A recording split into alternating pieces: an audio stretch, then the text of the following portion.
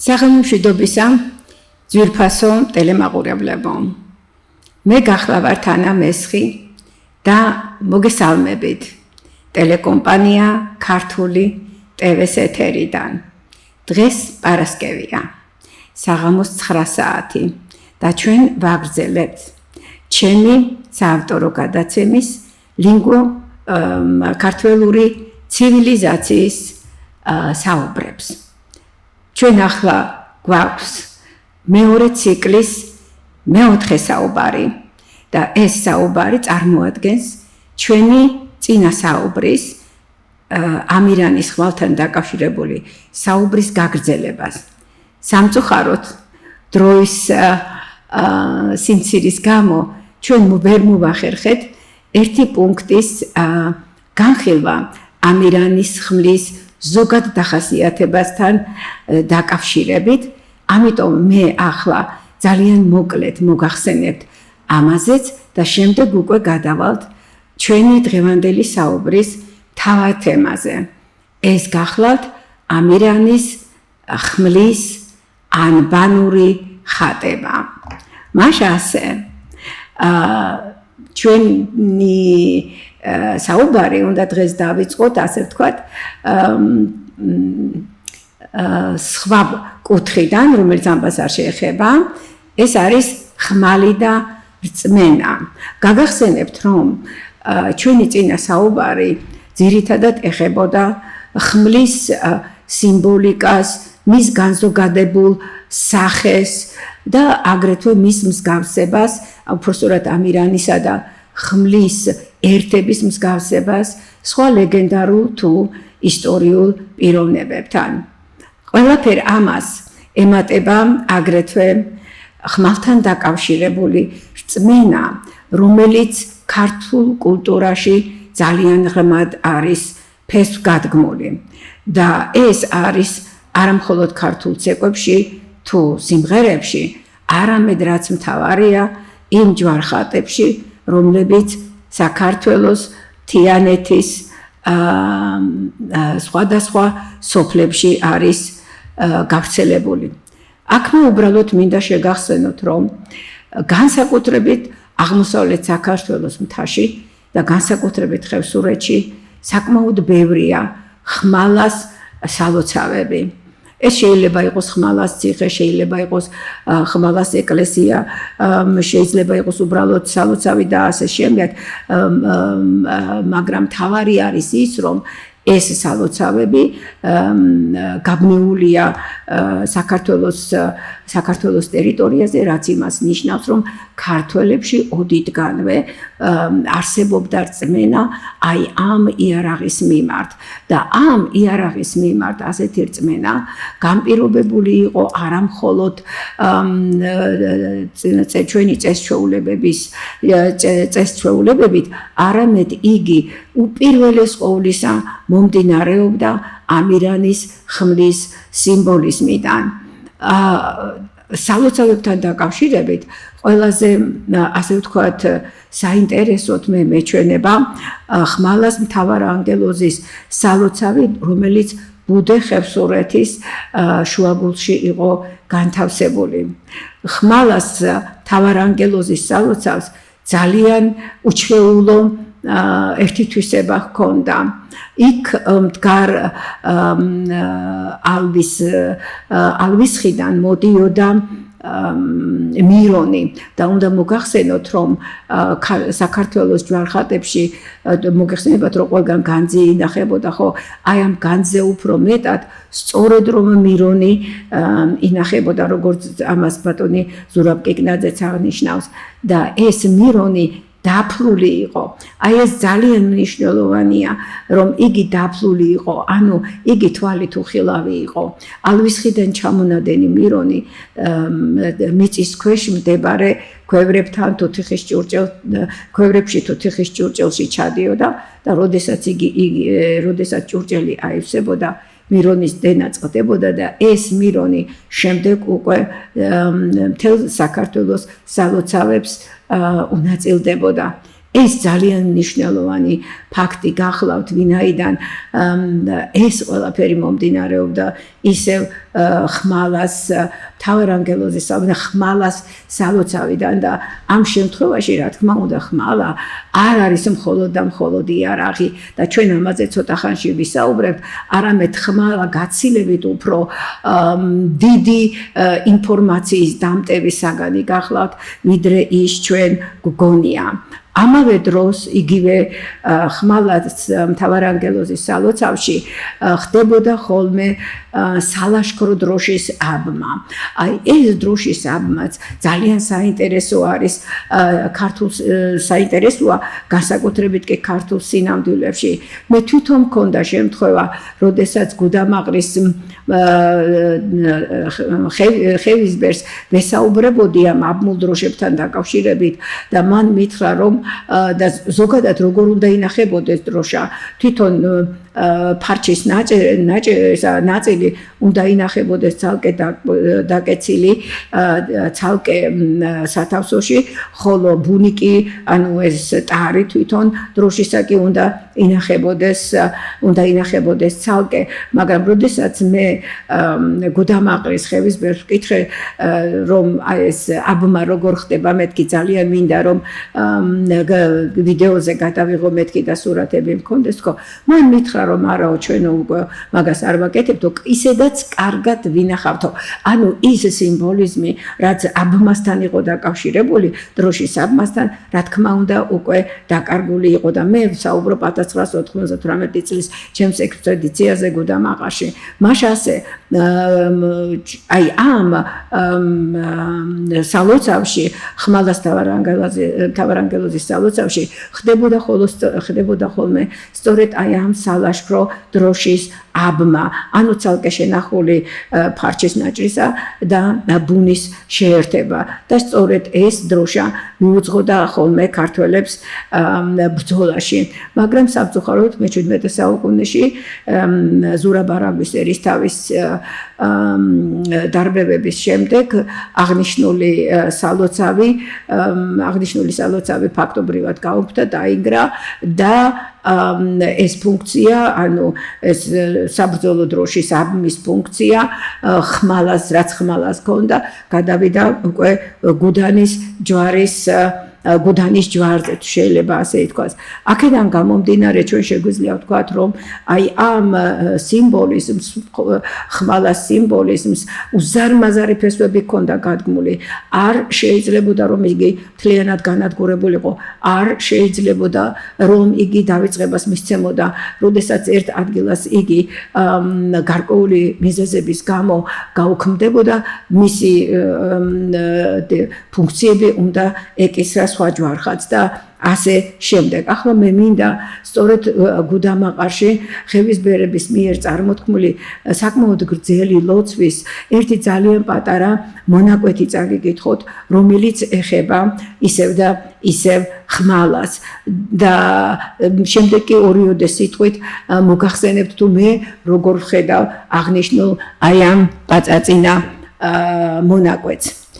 დიდება გუდელას ბარისახოს ბოლოში მდგარ, ხეობის ჩამკეტ, არაგველთა უძველეს და უძლიერეს სალოცავს, ხმალას, ანგელოსთა და ღვთისმშვილთა სამი მოსლოდ, ალვის ხის ცად ოქროს შიბით მიბმულს, ციდან გადმოსული მადლისა და მირონის ხევსურეთის სალოცავებისთვის გამნაწილებელს.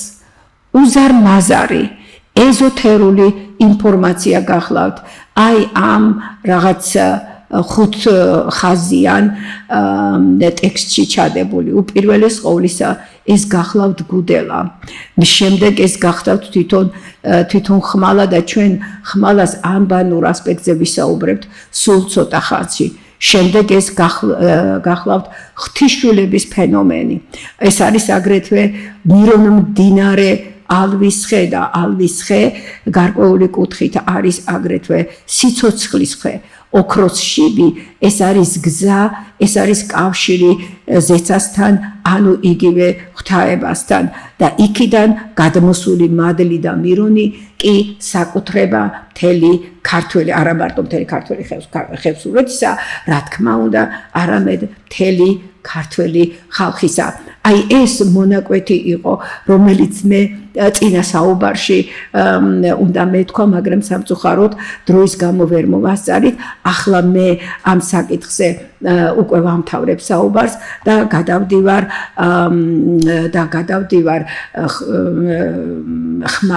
ხმლის ანბანურ ხატებაზე, მაგრამ სანამ უშუალოდ ამ თემაზე დავიწყებდე საუბარს, მე მინდა აი ვისაც ახსოვს ჩვენი წინანდელი გადაცემა მესამე საუბარი და ეს დღევანდელი საუბარს მონაკვეთი ხო ჩვენი საუბრისა, თუ აი ამას ყველაფერს გავაერთიანებთ და წარმოვიდგენთ იმ უზარმაზარ ინფორმაციას, რასაც ეს ყველაფერი გვთავაზობს, რა თქმა უნდა გვებადება გარკვეული კითხვები.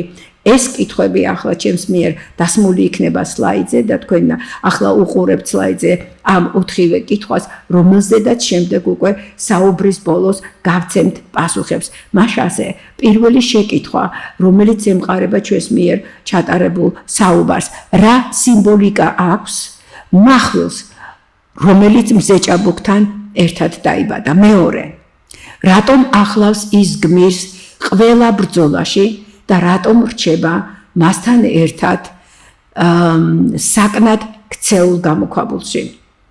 მესამე შეკითხვა, თვითხმალი რატომ არ იკარებს არავის პატრონის გარდა? და მეოთხე, რატომ სურთ ამირანის ხმლის ხელში ჩაგდება თვით ბოროტ ძალებსაც? აქ გაგახსენებთ უბრალოდ ბოროტ ძალებთან დაკავშირებით, რომ ერთ-ერთ თქმულებაში, როდესაც ამირანი მიდის დევებთან საბრძოლველად და მათ სახლს მიუახლოვდება, მას ესმის სახლიდან პატარა დევის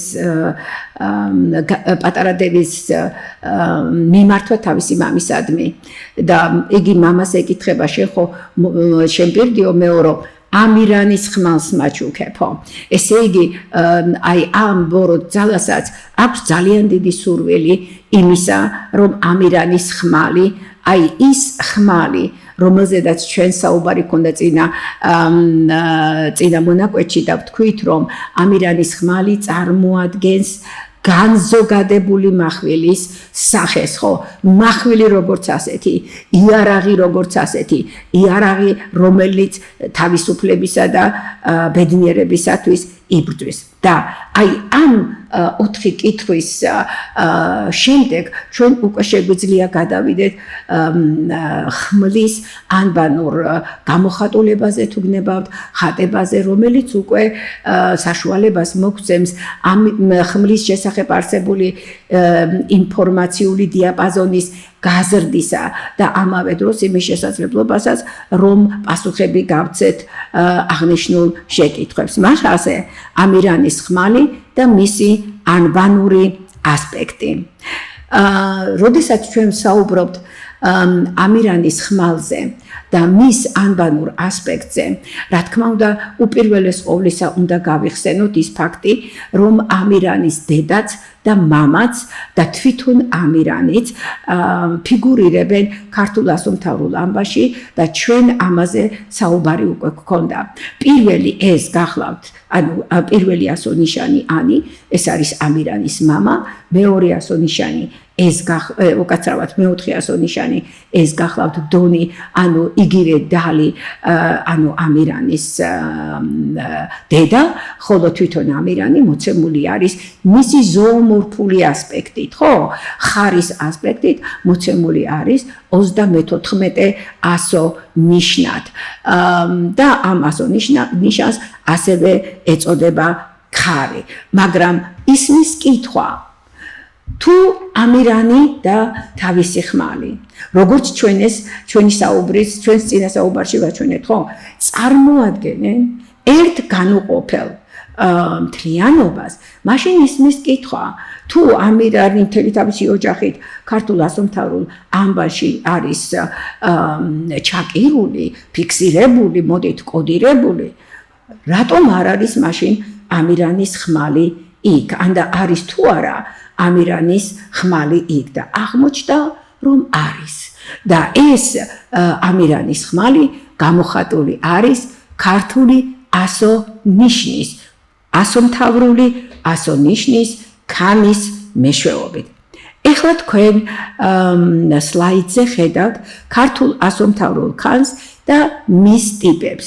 ქართულ ასომთავრულ ქანს თუ ჩვენ მithumetes ნახავთ ივანე ჯავახიშვილის ქართული პალეოგრაფიის ბოლოს მოცემულ ცხრილს ნახავთ რომ ძირითადი ფორმები ეს არის ტოლმკლავა ჯვარი, რომელსაც ქვია კრაკს იმისა და სლაიდის მარცხენა მხარეს არის მოცემული, ხოლო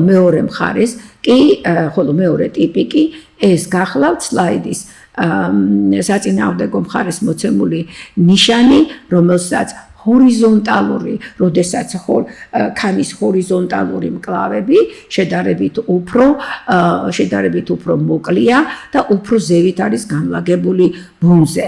ამას ინგლისურად true cross, ანუ ნამდვილი ჯვარი ეწოდება, ხოლო ჩვენთან ქართულში ცხოველს ყოფილ ჯვარს უწოდებენ. მაშასე აღმოჩნდა რომ ჩვენ გვაქვს ქანის ორი განსხვავებული ვარიანტი. ერთსაც ვიტყვი, რომ ჩვენ გვაქვს ქანის კიდევ ერთი განსხვავებული ვარიანტი, ცოტა მოგვიანებით ამაზე ვისაუბრებ, მაგრამ ბევრს არა, იმიტომ რომ ეს არის უზარმაზარი თემა, რომელიც მთელ ახლო აღმოსავლეთის ძველ ისტორიას მოიცავს, ამიტომ მე მასზე არ შევჩერდები, უბრალოდ გაკვირით ვახსენებ. ახლა კი ნახოთ თუ რა არის და გავიხსენოთ თუ რას წარმოადგენს ქართული ასომთავრული ქანი. და აქ რა თქმა უნდა ისევ და ისევ გენიალური რამაზ პატარიძის ნაშრომის გარეშე ჩვენ ვერსად ვერ წავალთ. ბატონმა რამაზმა გამოიკვლია და თქვა გარდა იმისა რომ ესე იგი ქართული ასომთავრულიანი საბემპატიეთ ქანი ქართულ ასომთავრულ ამბანში 24 ნიშნად ზის, მას გააჩნია 600-ის რიცხვითი მნიშვნელობა და 600-ის რიცხვითი მნიშვნელობა მას იმიტომ აქვს თუ გახსოვთ ჩვენ საუბრობდით პითაგორას საიდუმლო რიცხვზე, აქედან გამომდინარე ორს უნდა მივუმატოთ 4 იქნება 6 და ვინაიდან ასეულებში ვართ, რა თქმა უნდა მივუმატოთ 2 0, აქედან მივიღებთ ჩვენ სწორედ ქანის რიცხვით ღირებულებას. შემდეგ იგივე 24, ანუ რიგობითი რიცხვი ასომთავრული ქანისა, ეს გახლავთ იგივე დღეღამის 24 საათი, ეს არის იგივე დედამიწის ერთი სრული შემოbrunება თავისი ღერძის გარშემო და ეს არის მზის ერთი ეკლიპტიკური წრე. გარდა ამისა ძალიან საინტერესოა აგრეთვე ჩემი აზრით ზურაბ ქაფიანიძის შეხედულებაც ასომთავრულ ქანზე და იგი ამბობს რომ ქანის 4 მკლავი წარმოადგენს 4 გეოგრაფიულ მხარეს და აგრეთვე 4 კლიმატურ სეზონს, რაც ჩემის აზრით სავსებით გამართლებული ჩანს და ამავე დროს აქ ვახსენებ ახლა სწორედ აი ფრთიან ქანს, ტოლმკლავიან ფრთიან ქანს, რომელშიც ასახული არის პლანეტა დედამიწის მოძრაობა თავისი ღერძის გარშემო, სწორედ იმ მიმართულებით, როგორიცაც იგი მოძრაობს. ანუ მარცხნიდან მარჯვნივ. ეს კი იმას ნიშნავს, რომ ჩვენ ფაქტიურად აი ელემენტარულად ქანის რიგობით რიცხვში ჩადებული გვაქვს უზარმაზარი ასტრონომიული ინფორმაცია. მაგრამ გარდა აი ამ უზარმაზარი ასტრონომიული ინფორმაციისა ჩვენ კიდევ ბევრი საიდუმლოება გველდება. 2023-ში ბატონ დავით გალეგაშოვთან ერთად, როდესაც მე ჩაწერაზე ვიყავი, ინტერვიუზე ვიყავი და ვისაუბრეთ ქართული ასომთავრული ამბანის შესახებ, მაშინ საუბრობდი მე ერთ-ერთ პუნქტად, რა თქმა უნდა, ნებისმიერი ამბანის ერთებაზე, რაზეც ბატონი რამაზ პატარიძეც საუბრობს და ერთების ერთ-ერთი ყველაზე მნიშვნელოვანი დამამტკიცებელი თვისება გახლავთ ის, რომ ყველა ამბანს ბოლოში აქვს ჯვარი, რაც ნიშნავს ამბანის დასასრულს. მაგრამ მე მაშინ ვთქვი, რომ აი ამ ერთების კანონს ქართული ასომთავრული ამბანი თითქოს ეწინააღმდეგება და ეწინააღმდეგება იგი იმის გამო, რომ ქართულ ასომთავრულ ამბანში ჩვენ გვაქვს 3 ჯვარი. პირველი ეს გახლავთ დონი, რომელიც მეოთხე ადგილზე ზის, მეორე ეს გახლავთ ქანი, რომელიც 24 ადგილზე ზის და მესამე ეს გახლავთ ჯვარი, რომელიც 35 ადგილზე ზის. რასთან იყო ეს ყველაფერი დაკავშირებული? უკაცრავად ახლა აი სლაიდზე თუ შეხედავთ თქვენ, ესე იგი დონი განაგებს 400 ნიშანს და კეტავს შემდეგ უკვე იგი, იმიტომ რომ ჯვარმა უნდა ჩაკეტოს ის, შემდეგ მოდის ქანი, სადაც ჩვენ გვაქვს უკვე 200 ნიშანი. უკაცრავად 200 ნიშანი და ქანი კეტავს მას და შემდეგ უკვე ჩვენ გვაქვს 1100 ნიშანი, მე-11 ეს გახლავთ თვითონ ჯანი, რომელიც კეტავს უკვე აი ამ ქართულ ნაწილს ამბანისა და შემდეგ არის დამატებით გაჩენილი, ანუ უბრალოდ დამატებული 200 ნიშანი, აი ესა და ხო ეს სახით, ხო? ახლა ვნახოთ თუ რატომ არის აი რამ განაპირობა ის ფაქტი, რომ ქართულ ასომთავრულ ამბანში ჩვენ 3 ჯვარი გვაქვს, მაშინ როდესაც სხვა ამბანებში და უპირველეს ყოვლისა ფინიკიურ ამბანში, ამ დედა ამბანში ჩვენ გვაქვს ერთადერთი ჯვარი. მე მაშინ, ანუ 2023-ში ამ შეკითხვაზე პასუხი არ მქონდა, მაგრამ დღეს მე ამ შეკითხვაზე პასუხი მაქვს და ესეც იქნება ქართული ტევეს ექსკლუზივი, იმიტომ რომ მე რასაც ახლა ვიტყვი, აბსოლუტურად დარწმუნებული ვარ მის სისწორეში. პირველი, ესე იგი ჩვენ გვაქვს 400-იანი ჯგუფი, ეს გახლავთ რომელსაც კეტავს უკაცრავად დონი და ჩვენ ვიცით, რომ ამ ჯგუფში პირველი ასონიშანი არის ღვთაება მთვარე, მეოთხე ასონიშანი არის ღვთაება დონი, ანუ ესენი არიან ამირანის მშობლები, ამირანის დედმამა. აქედან გამომდინარე, რა თქმა უნდა, ეს არის ღვთაებრივი ოჯახი და ამ ღვთაებრივ ოჯახს რაღა თქმა უნდა სხვა არაფერი არ უნდა შეეხოს. ამიტომ იგი ჩაკეტილი არის მზის ასონიშნის, ანუ დონის მეშვეობით. იმისათვის, რომ ჩვენ ქანის ფუნქცია დავინახოთ, ამისათვის უნდა გავიხსენოთ ბატონ რამაზ პატარიძის მიერ და არა მარტო ბატონ რამაზ პატარიძის მიერ, არამედ მიხეილ ჯავახიშვილის, უკაცრავად ივანე ჯავახიშვილის პალეოგრაფიაში ამაზე საუბრობს და ბევრი სხვა მკვლევარი სხვათა შორის, იმიტომ რომ აი ამ ამბანური ნაწილის გამოყოფა ქართულ ასომთავრულში რთული სრულიად არ არის და ეს გახლავთ სემური, უпростоრად უცხოური ამბანური ნაწილი, რომელიც შედგება სემური და ბერძნული ასონიშნებისაგან. აი ეს სემური და ბერძნული ასონიშნები, აი აქ ახლა ამ სლაიდზე თქვენ ხედავთ სწორედ, თუ შეიძლება ასე ითქვას, გრაფიკულ გამოსახულებას იმისა, თუ რაზეც მე ახლა ვსაუბრობ. მასასადამე ჩვენ გვაქვს სემური ნაწილი და ეს სემური ნაწილი იწყება ანიდან, რა თქმა უნდა, და შემდეგ ბოლო 3 ასონიშანი, სულ 24 ასონიშანი გახლავთ აქ და ბოლო 3 ნიშანი, ეს უკვე არის ბერძნული ამბანის საკუთრება. მაგრამ სემური და ბერძნული ერთად ქმნიან უცხოური ანბანის, ან უცხოურ ანბანურ სისტემას ქართულ ასომთავრულ ანბანში. და ძალიან ნიშანდობლივია ის ფაქტი, რომ სწორედ აი ამ უცხოურ ანბანურ სისტემას ფინიკიური იქნება იგი თუ ბერძნული კეტავს ქართული ასომთავრული ქანი, ანუ მეორე ჯვარი. ეს აქ საინტერესოა ის, რომ როდესაც ქართული ასომთავრული ქანი კეტავს, ამავე დროს ეს ნიშნავს იმას, რომ იგი კლავს უცხოურ ანბანურ სისტემას თავისივე სისტემაში, მაგრამ ჩვენ რა თქმა უნდა ეს კვლა არ უნდა გავიგოთ პირდაპირ მნიშვნელობით. ეს სიმპათიკური მაგიის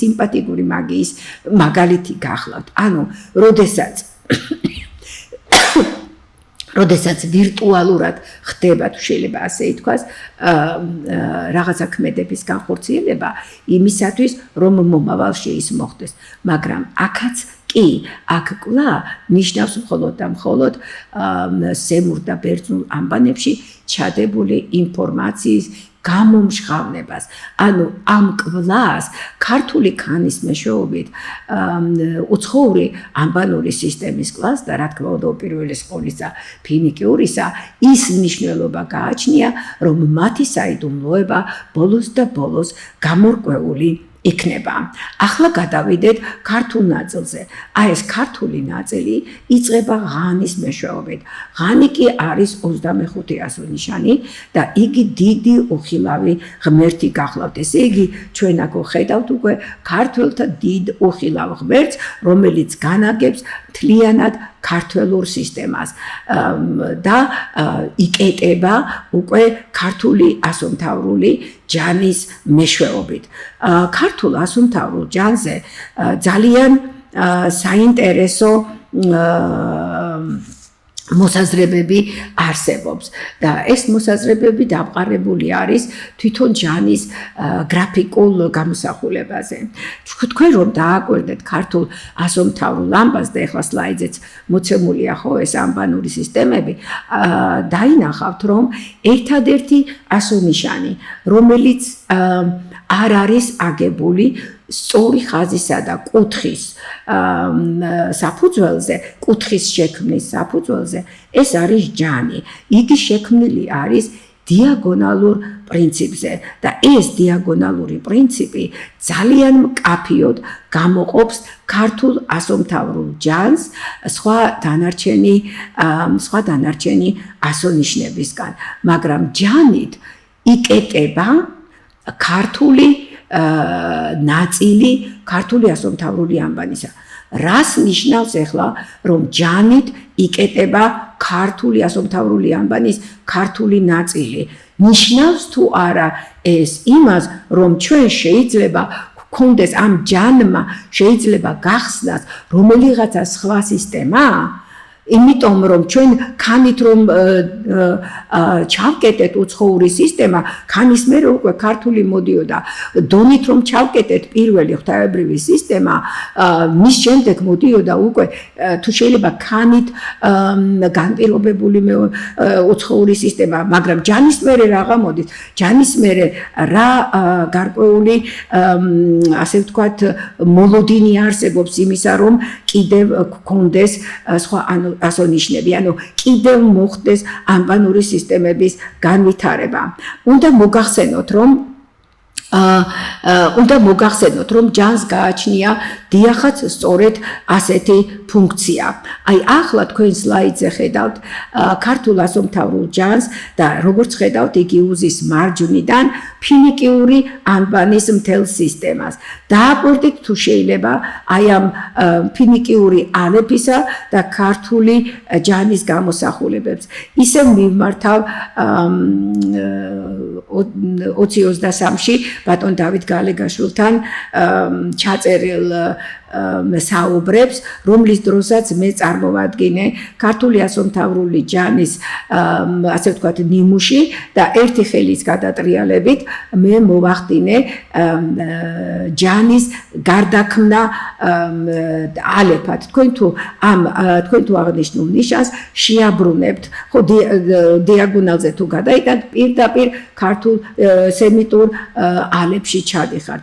სხვაგვარად რომ ვთქვათ, ქართული ასომთავრული ჯანი კი ამთავრებს ქართულ ასომთავრულ ანბანს, მაგრამ მას შესწევს იმის ძალა, იმის გამო, რომ იგი განსხვავებულია, ხო? მას შესწევს ძალა იმისა, რომ წარმოქმნას სხვა ასონიშნები. ეს სხვა ასონიშნები მას შეუძლია წარმოქმნას, როგორც საკუთარი ანბანური სისტემის შიგნით, ესა და ხო ეს მსგავსად და სულხან-საბას კიდევ ორი დამატებითი ნიშანი აქვს სხვათა შორის მოცემული, არამედ აგრეთვე სხვა კულტურების, სხვა ერებისათვის აწარმოოს ანბანური სისტემები. და ამ შემთხვევაში ჩვენ ვხედავთ, რომ ჯანმა ფაქტობრივად აწარმოა ის პირველი ეგრეთ წოდებული დედა ანბანი, ანუ ფინიკიური ანბანი, რომლისგანაც შემდეგ უკვე გავრცელდა ანბანური სისტემები თითქმის მთელს მსოფლიოში, ხო? ბერძნული საშუალებით დასავლეთში, ხოლო ფინიკიური საშუალებით კი შემდეგ უკვე სემიტურ სამყაროში.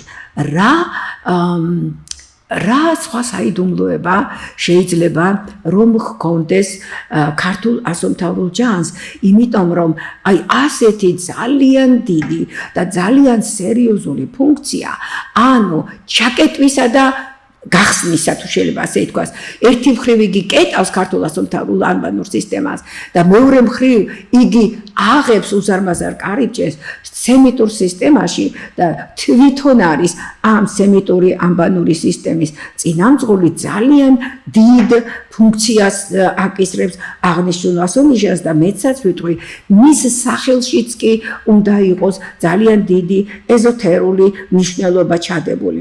ეს საკითხი არ დაუმალავ საკმაოდ დიდი ხნის მანძილზე მაწუხებდა რომ ჯანი ვინაიდან იგი წარმოადგენდა ასეთ განსხვავებულ ასონიშნას მისი სახელიც რაღაც განსხვავებული სემანტიკით უნდა ყოფილიყო დატვირთული და აღმოჩნდა რომ აი ამის პასუხიც მე დღესდღეობით მაქვს და ეს კიდევ და კიდევ იქნება ისევ აი ამ ჩვენი ქართული ტევესთვის მიცემული ექსკლუზივი.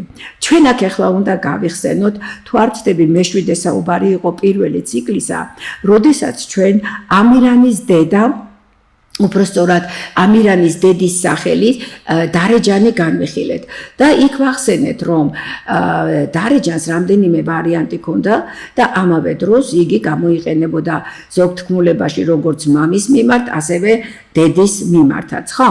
ამავე დროს ჩვენ ვთქვით რომ ვარიანტული სახელები იყო დარჯელანი და დალარჯანი.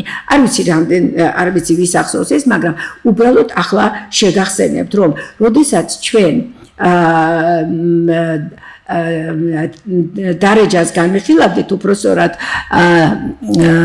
დარჯელანს განვიხილავდით, იმის გამო რომ იგი დარეჯანს წინ უსწროებდა ქრონოლოგიურად, ჩვენ მაშინ ვახსენეთ უпростоრად გამოკვლევის საფუძველზე დავადგინეთ, რომ დარჯელანი მომდინარეობდა შემდეგი მორფემების ჯამიდან. ეს არის დარ, რომელიც ნიშნავს მზეს, ძე, რომელიც ნიშნავს ვარს, წულს, ელ, რომელიც გვიჩვენებს წარმომავლობას და ან, რომელიც ერთი მხრივ გვიჩვენებს წარმომავლობას, მაგრამ მეორე მხრივ არის აგრეთვე ქართული ასომთავრული ანის, ანუ პირველი ასონიშნის სახელი.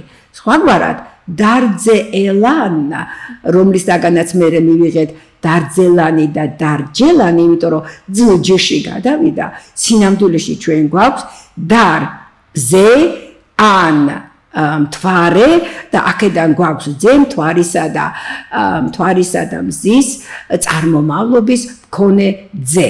ანუ ჩვენ მაშინ ვთქვით რომ სინამდვილეში დარეჯანი აი ამ სხვადასხვა ვარიანტული გადასვლების შედეგად სინამდვილეში წარმოადგენდა მზისა და მთვარის, ანუ ღვთაებრივი ოჯახის ძეს. აი აქ ახლა ჩვენ თუ როგორ გითხრათ, ერთად აგვაქვს მოცემული ამირანის წარმომავლობა, ანუ სადაც გვაქვს ნათქვამი რომ ამირანი მზე ღვთაების შვილიც იყო და მთვარის ღვთაების შვილიც იყო, ჩვენ გვაქვს აგრეთვე ჩეჩნურ-ინგუშური ღვთაების დარძეს, უпростоრად დარძას სახელიც. ეს უკვე ქალღმერთის სახელია, ქარიშხლის ქალღმერთი, ანუ ქარიშხლების დედა გახლავთ და დარძაში, რომელიც რა თქმა უნდა მიღებულია დარძედან და ეს ბოლოკიდური ხმოვნის ცვლილება ძალიან უმნიშვნელო ფონეტიკური ფაქტორი გახლავთ, ჩვენ ვღებულობთ რომ დარძა, ანუ დარძე სინამდვილეში ასახავს მხოლოდ და მხოლოდ ამირანის მზის მზიური ღვთაებისგან წარმომავლობას. ანუ მხოლოდ დედის წარმომავლობაზე არის ლაპარაკი, მაგრამ რა თქმა უნდა, სავსებით შესაძლებელია, რომ ჩვენ გვქონდეს აგრეთვე წარმომავლობა მხოლოდ მამისგან, ანუ მთვარისგან და აი ამ შემთხვევაში, აქ ახლა თქვენი სლაიდზე ხედავთ, რა ამ შემთხვევაში ჩვენ უნდა გვქონოდა რა ძეს მიმატებული ან, ხო სწორია, ანუ უნდა გვქონოდა ძეან. აი ამ ძეანში, როდესაც ჩვენ გვაქვს ორი ხმოვნის თავმოყრა და უკვე რამდენად ვიმეორებთ ჩვენ იმას, რომ ქართველური ენები ხმოვნების თავმოყრას ვერ იტანენ და ის უნდა აუცილებლად გაამარტივონ, აი ამის შედეგად ამოვარდა და დარჩებოდა ძან, მაგრამ საქმე იმაშია, რომ მანამდე ეს ძე სავსებით შესაძლებელია, რომ გადასულიყო ჯში, იმიტომ რომ ჩვენ ეს უკვე დარჯელანში ვიხილეთ, ხო? აქედან გამომდინარე, ვიღებთ, რომ ძეან ჯეან ვარდება და ვღებულობთ ჯან და რა მივიღეთ? თურმე ჯან ყოფილა მამისგან, ანუ მთვარისგან, ასე ვთქვათ, წამოსული ძე. თუ ერთი მხრივ ჩვენ ჩეჩნურ ინგუშურში გვაქვს დარძა, რომელიც სინამდვილეში არის დარძედან წამოსული ფორმა. მეორე მხრივ ჩვენ გქონია თურმე ჯან, რომელიც მომდინარეობს ძეანიდან, რომლის ფონეტიკური განვითარების შედეგად ვღებულობთ ჯს და აქედან გამომდინარე ვღებულობთ ჯანს. რა მივიღეთ? მივიღეთ ის, რომ თურმე ასონიშანი ჯან, რომელიც ამთავრებს ქართულ ასომთავრულ ანბანს მთლიანად და ამავე დროს ქართული ასომთავრული ანბანის ქართველურ ნაწილსაც იგი თავისი განსხვავებულობის მიხედვით წარმოადგენს და უпростоრად მოდით ასე მას შემოჰყავს ქართულ ასომთავრულ ანბანში სრულიად განსხვავებული ანბანური სისტემა. ეს არის სემიტური ანბანური სისტემა. აი ეს ჯან გვეუბნება, რომ მე ვარ მზეკაცი, ხო, მე ვარ მზისა და მთვარის შვილი, მაგრამ ამ კონკრეტულ შემთხვევაში ამბობს, რომ მე მთვარის შვილი ვარო და ამას ადასტურებს სემიტური ანბანიც, იმიტომ რომ ჩვენ გვაქვს ალეფი და შემდეგ ჩვენ გვაქვს სინ, ხო, რომელიც მთვარია. აქედან გამომდინარე, აი ეს ძეან, ანუ ფაქტობრივად ჯან გვეუბნება, გვამზადებს იმისათვის, რომ ჩვენ უკვე შევდივართ განსხვავებულ სამყაროში. ეს არის უკვე დედამიწისეული სამყარო, ეს არის უკვე დედამიწაზე გაჩენილი ანბანური სისტემები, მას ამ სისტემას, აი როგორც ქართული ღვთაებრივი სისტემა, 400 ნიშნისაგან შემდგარი, რომელიც დონით იკეტება, მას უკვე აღარ აქვს, აქ ყველაფერი რაღაც ერთ გარკვეულ ჩარჩოში არის მოქცეული და აი ეს სისტემა შემოაქვს, მაგრამ თან გვეუბნება, რომ მე კი შემომყავსო ეს სისტემა ჯანის მეშვეობით, მაგრამ იცოდეთ, რომ ეს განსხვავებული სისტემა გახლავთო. აქედან გამომდინარე, იკვეთება იმ სამივე ჯვრის ფუნქცია ქართულ ასომთავრულ ანბანში, რომელზედაც ჩვენ საუბარი ქონდა 2023 წლის საუბარში ბატონ დავით გალეგაშვილთან და დღეს უკვე გაეცა პასუხი. აქედან გამომდინარე, მოდით ესეც გამახსენდა, ეხლა სლაიდ შევხედე და გამახსენდა, ჩვენ გვქონდა კიდევ მეორე სახელი, თუ გახსოვთ ამირანის დედის ვარიანტის, ეს იყო დალარჯანი, სადაც დალ პირდაპირ დალი იყო, არ იყო წარმომავლობის მაჩვენებელი ზანური სუფიქსი და შემდეგ იყო ჯან. აი ამ ჯანშიც ჩვენ უკვე გვეუბნებიან, რომ ძეან არის, ძეან, ანუ ძეან მთვარის შვილი, ანუ ანის შვილი, რომელიც შემდეგ ფონეტიკური განსხვავების მიხედვით უბრალოდ გადავიდა ჯში. აი ასეთი არაჩვეულებრივი დამოკიდებულება ფონეტიკური, ლექსიკური, ანბანური თქმულებების საფუძველზე მოცემული თუ რა და რა გვაძლევს ჩვენ უზარმაზარ მასშტაბებს იმ ქართული ანბანური სისტემისა, რომელიც ჩვენ მამა-პაპათაგან გადმოგვეცა. მაშ ასე ჩვენ აი ამ საკითხებზე უკვე ვისაუბრეთ და ახლა უნდა თუ შეიძლება ასე ითქვას გავაკეთოთ პატარა შეჯამებასავით, ხო? ჩვენ ვიცით, რომ ქართულ ამირანიანში თავარი წამყვანი მოქმედი გმირები არიან ამირანის თვითონ ამირანი თავის ხმალთან ერთად, მაგრამ რა თქმა უნდა ამირანის დედაც და მამაც არანაკლებ მნიშვნელოვანია. აი ეს ღვთაებრივი ოჯახი, სადაც დედა და მამა არიან ღვთაებრივი სისტემის კუთვნილება, თუ შეიძლება ასე ითქვას. ჩვენ გვაქვს ასევე ხარკაცი, რომელიც ნაწილობრივ გახლავთ ღვთაება და ნაწილობრივ არის ადამიანი. ახლა თქვენ სლაიდზე ხედავთ აი ამ ღვთიურ ადამიანური ოჯახის ანბანურ გამოხატულებას ქართულ ასომთავრულ ამბანში. ანი არის მამა, დონი გახლავთ, იგივე დალი, ანუ დედა, ხარი გახლავთ ამირანი თავის ზოომორფულ ასპექტში და ქანი გახლავთ ამირანის ხმალი. ყველა უნიშნელოვანესი მოქმედი გმირი ჩვენ ქართულ ასომთავრულ ანბანში გვაქვს. მაგრამ ახლა ჩვენ უნდა გავიხსენოთ ერთი საინტერესო ფაქტი.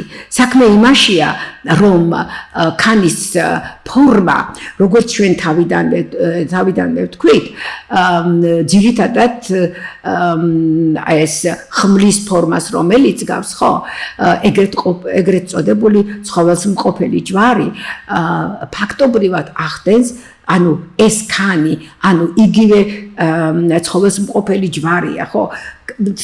აი ეს გაიგივება ქანისა და ცხოველსმყოფელი ჯვრისა ფაქტობრივად უკვე იძლევა ბიბლიასთან დაკავშირების შესაძლებლობას და ჩვენ აქ ხედავთ რომ ვინაიდან ამირანიც დასჯილია და ამირანის ხმალი არის იგივე ქანი, იგივე დასჯის იარაღი, ხო? დასჯის იარაღი, რომელიც არის ქრისტესთან გამოყენებული, ჩვენ გვეუბნება რომ ამირანი და ქრისტე ერთი და იგივეა და ამირანის ხმალი და ქრისტეს ჯვარიც არის აგრეთვე ერთი და იგივე. აქედან გამომდინარე, თუ ჩვენ გავიხსენებთ, რომ ამირანი არის ქართველი ხალხის განზოგადებული სახე და ამირანის ხმალი არის ზოგადად იარაღის מחვილის განზოგადებული სახე. აქ არ აქვს იარაღის სახეობას მნიშვნელობა, ხო? ეს არის იარაღი, რომლითაც იბრძვის თავისუფლებისა და დამოუკიდებლობისათვის, ხო? და მეორეს მხრივ ჩვენ გვაქვს იგივე ქანი, რომელზედაც ქრისტე აწვეს ჯვარს და ჩვენ ვიცით რომ ამირანის განზოგადებული სახე არის იგივე ქართველი ერი, ვღებულობთ იმას, რომ ქრისტეც არის ქართველი ხალხის განზოგადებული სახე და აი ამ მთლიანობას ამირანი, ქრისტე, ქართველი ერი, რა თქმა უნდა ემატება უკვე ქართული ასომთავრული ანბანი. ქართული ასომთავრული ანბანი უკვე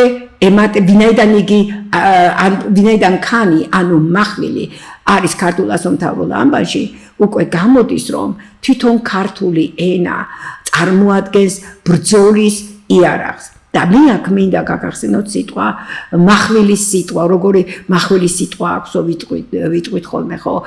ანუ გამჭრელი, სწორი, სწრაფი, მოსწრებული და ასე შემდეგ, ხო? და ბევრი მტკმელიც და ასე შემდეგ.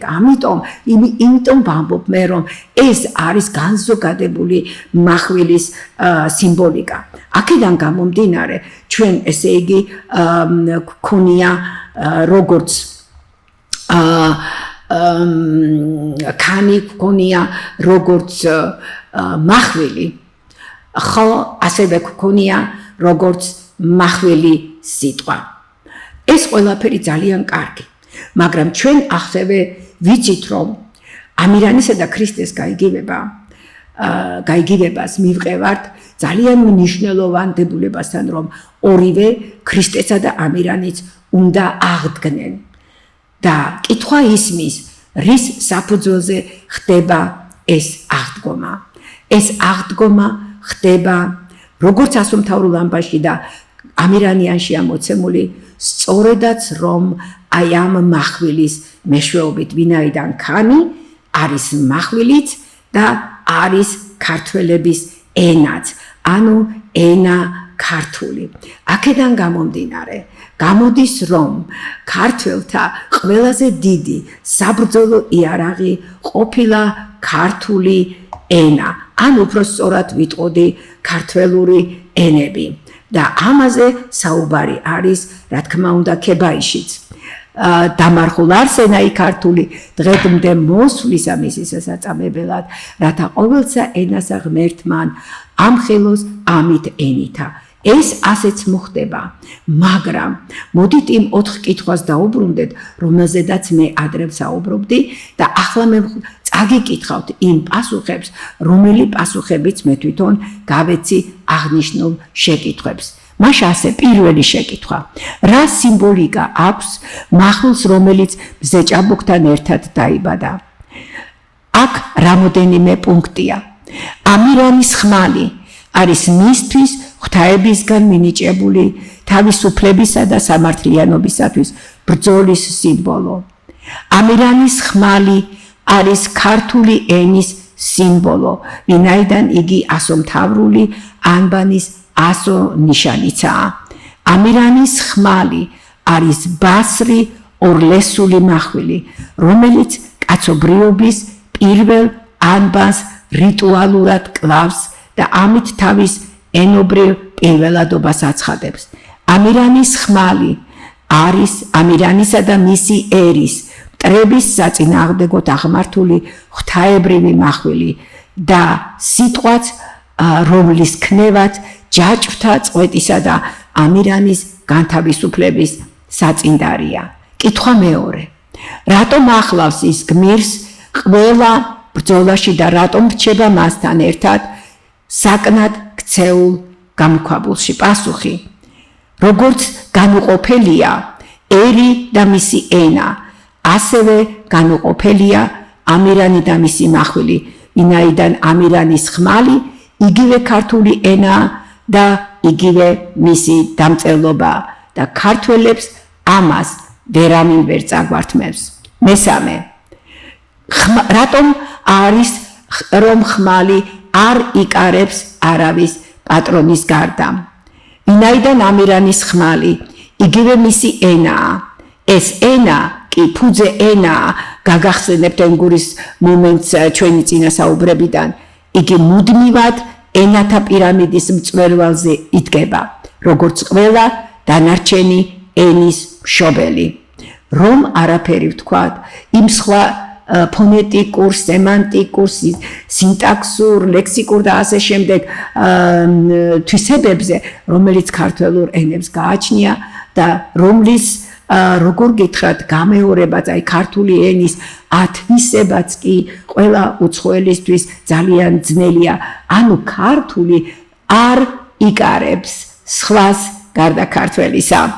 და მეოთხე შეკითხვა, რატომ სურთ ამირანის ხმლის ხელში ჩაგდება თვით ბოროტ ძალებსაც კი? ამირანის ხმლის ხელში ჩაგდება ქვეცნობიერად თუ გაცნობიერებულად პირველობის ხელში ჩაგდება და ამასთან ერთად შეგვიძლია რა თქმა უნდა გავიხსენოთ მავანთა და მავანთა მიერ ქართული კულტურის მითვისება, ქართული ლიტერატურის მითვისება, ძეგლების მითვისება და რა ვიცი უამრავი რამ ხო, მაგრამ ეს არავის არ გამოუვა და არც გამოსდის, იმიტომ რომ ქართული კულტურა ისევე როგორც ამირანის მახვილი უცხო ხელს ვერ იკარებს. მოდით ამით დავამთავროთ ჩვენი საუბარი დღეს ამირანის მახვილზე და შემდეგ პარასკევს ჩვენ განსხვავებული თემით დაგიბრუნდებით. კარგად ბრძანდებოდეთ. დიდი მადლობა ყურადღებისთვის.